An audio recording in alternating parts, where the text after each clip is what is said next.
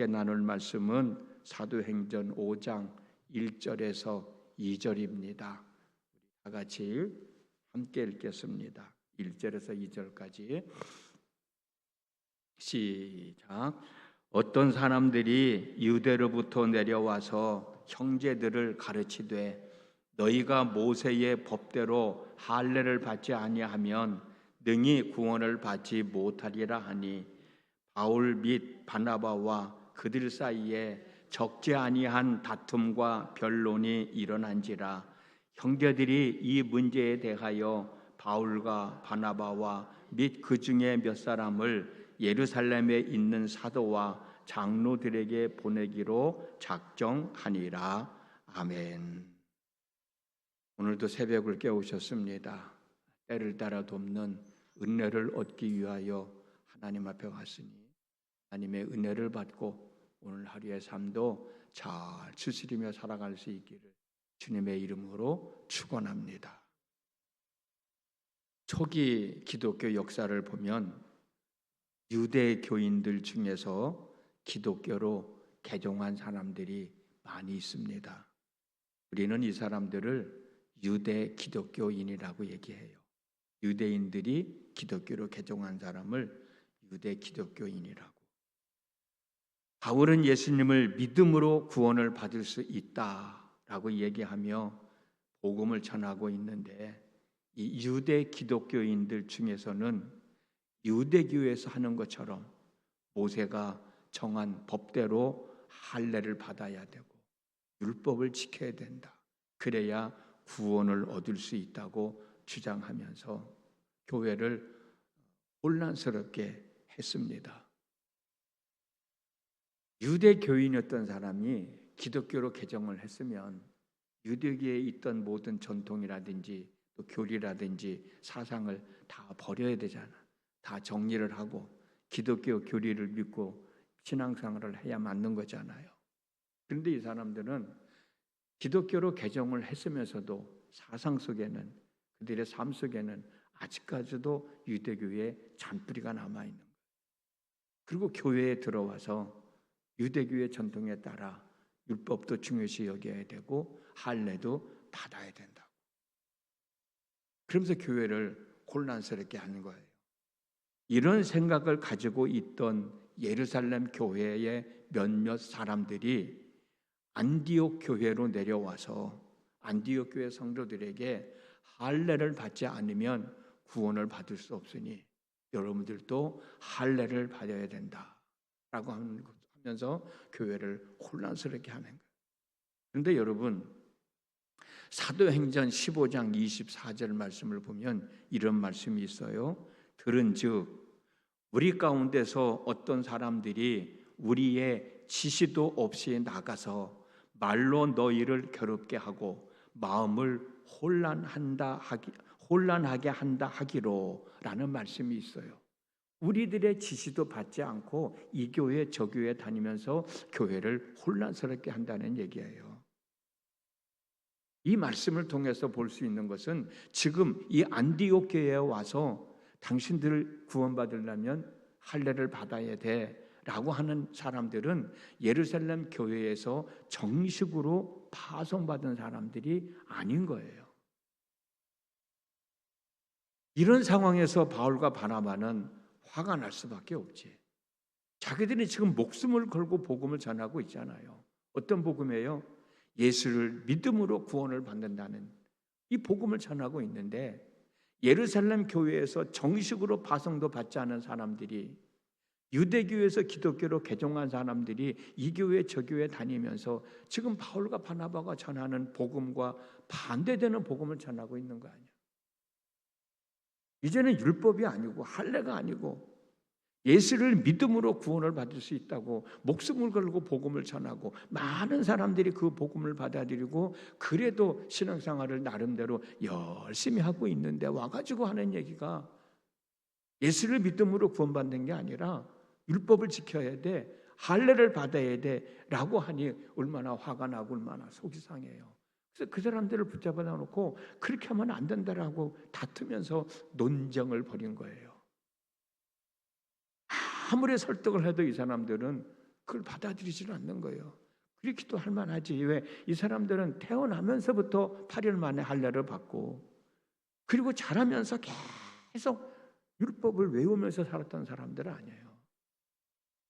그러니까 바울이 아무리 얘기를 해도 이 사람들이 바울의 말을 듣지는 않고 자기들의 생각이 옳다고 주장을 하니까 결국 이 문제를 가지고 그러면 예루살렘 교회에서는 뭐라고 얘기하는지 우리 예루살렘 교회로 올라가서 한번 그들의 이야기를 들어보자.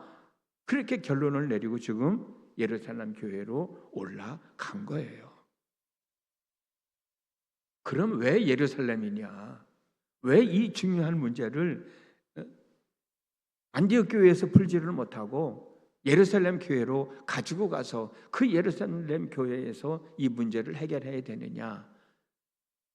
여러 가지 이유가 있지만 예루살렘 교회의 상징성 때문에 그래요.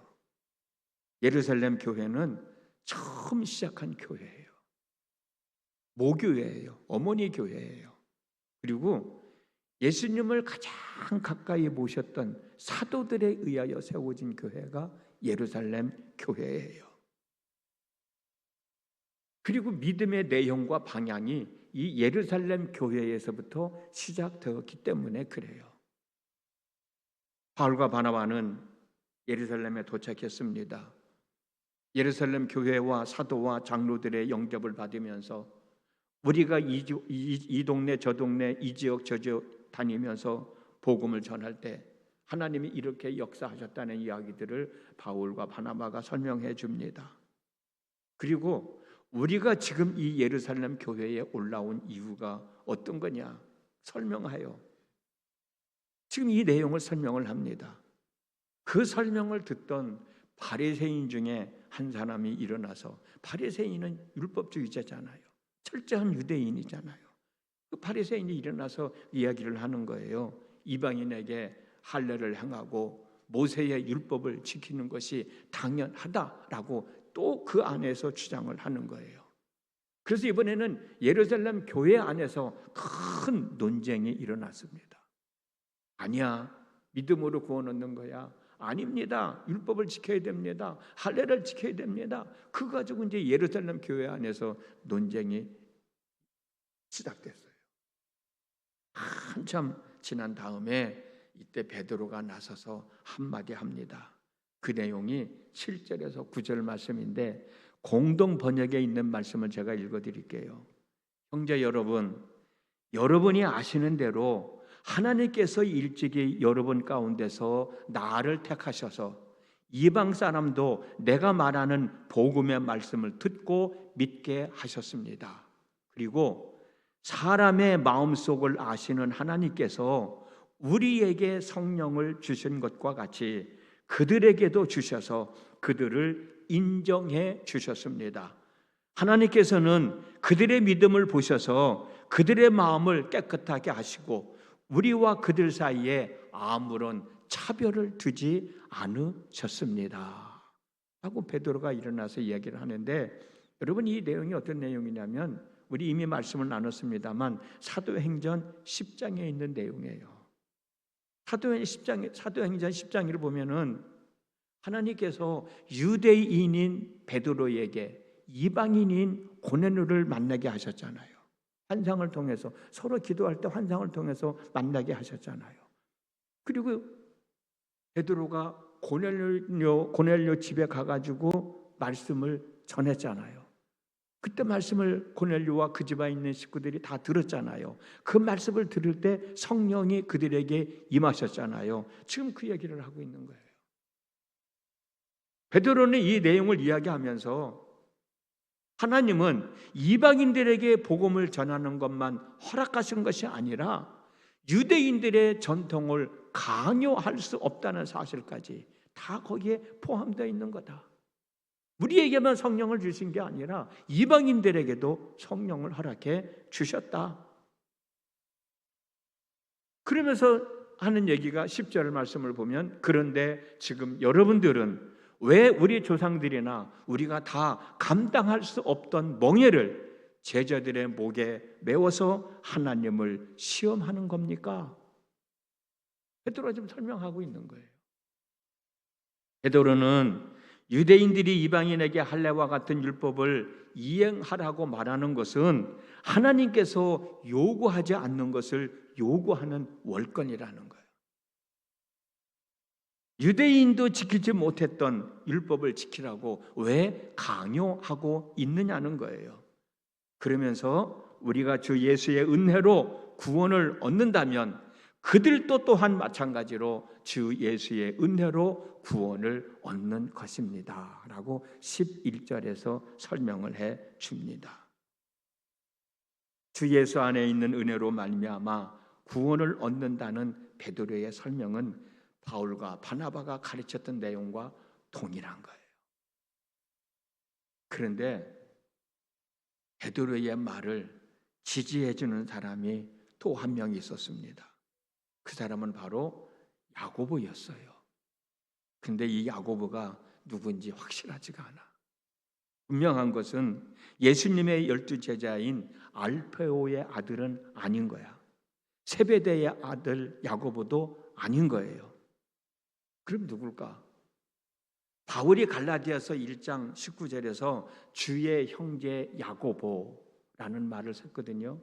2장 9절에서는 기둥같이 여기는 야고보라고 하는 말을 했어요. 이 말을 통해서 아마도 예수님의 바로 아래 동생 야고보가 아니었을까라고 추측을 합니다. 그런데 마태복음 13장 55절, 마가복음 6장 3절을 보면 예수님의 동생은 야고보, 요셉, 유다, 시몬이거든요. 근데 이 사람들이 예수를 안 믿었어요. 형이 메시아인 것을 믿지 않았어. 형이 구세주인 것을 믿지 않았어요. 요한복음 7장 2절에서 10절 말씀을 보면 형이 그렇게 돌아다니면서 하나님 나라를 선포하면서 내가 구원자라고 내가 메시아라고 얘기하는데도 이 동생들은 믿지 않았습니다. 그런데요, 사도행전 1장을 보면 예수님이 승천하실 때 그 자리에 야고보가 있었어. 동생이 야고보가 있었어. 성령을 받으라는 예수님의 말씀을 듣고 모여 기도하는 사람들 가운데서도 이 예수님의 동생 야고보가 거기에 앉아 있었어요.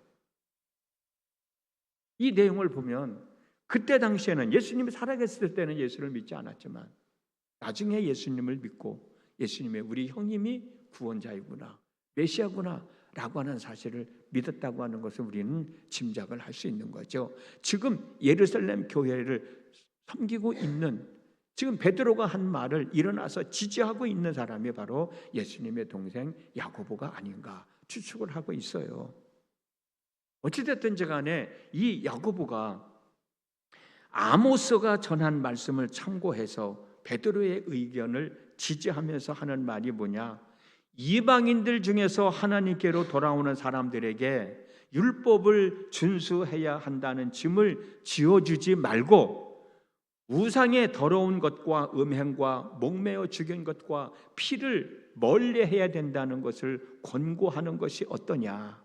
이거 가지고 논쟁하지 말고 우리가 이제는 예수를 믿어 구원받는 사람들이 돼야 되니 유대인들이 주장하는 대로 우리가 율법을 지켜야 된다, 할례를 받아야 된다, 이제 그런 거 가지고 논쟁하지 말고 우리는 하나님의 은혜로 예수를 믿는 사람들이다.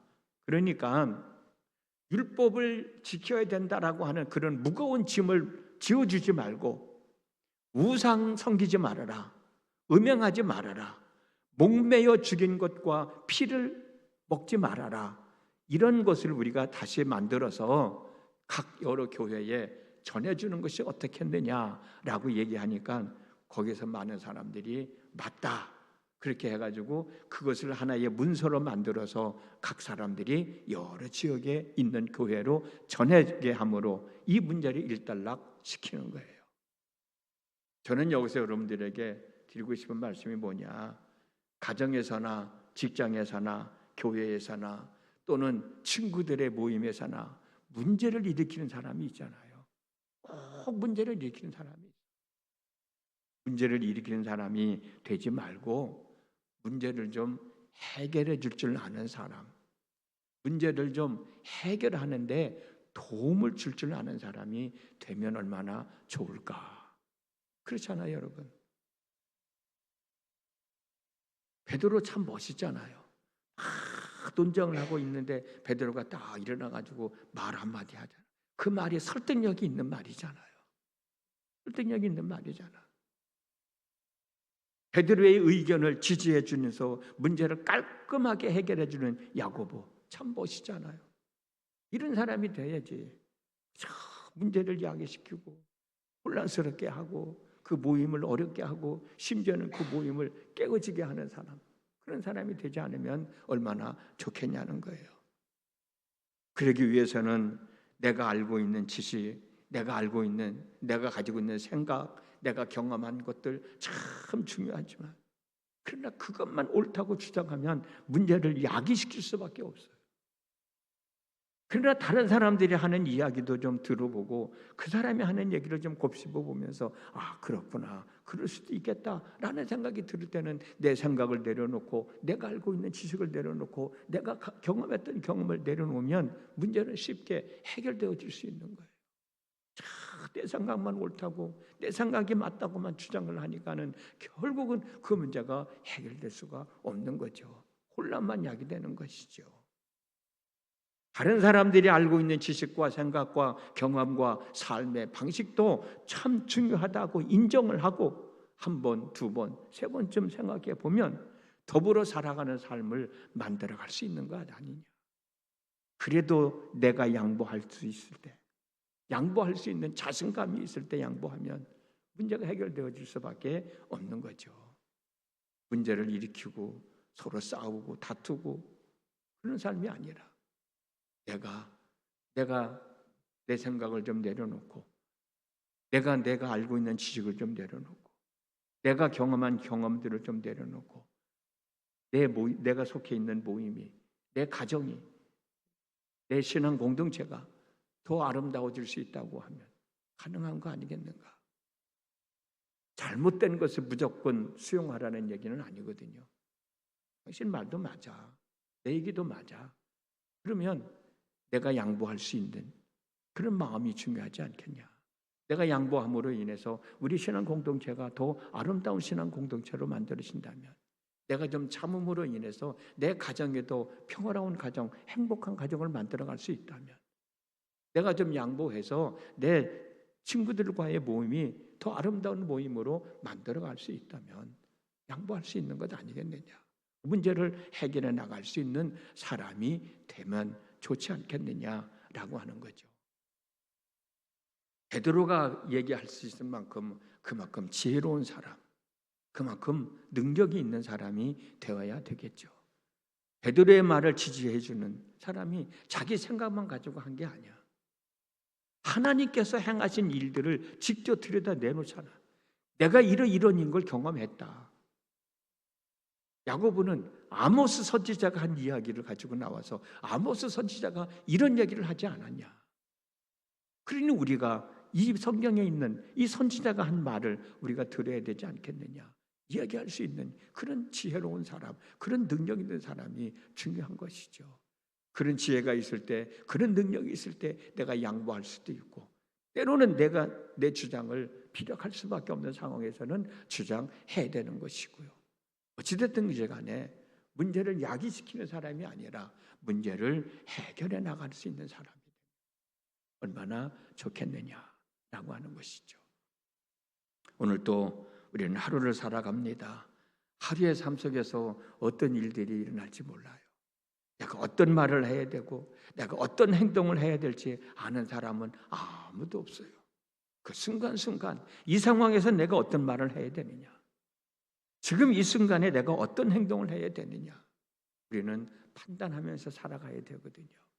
오늘 또 하나님이 주시는 지혜로, 하나님이 주시는 능력으로 내가 어떤 말을 해야 될지, 내가 어떤 행동을 해야 할지 그 순간에 옳은 말을 할 줄 알고 옳은 행동을 함으로 인해서 문제가 더 확산되는 것이 아니라 문제를 해결해 나가면서 살아가는 우리 모두의 삶이 되어졌으면 정말 좋겠습니다. 그리 될 수 있기를 주님의 이름으로 축복합니다. 기도합니다. 하나님, 오늘 또 하루를 살아갑니다.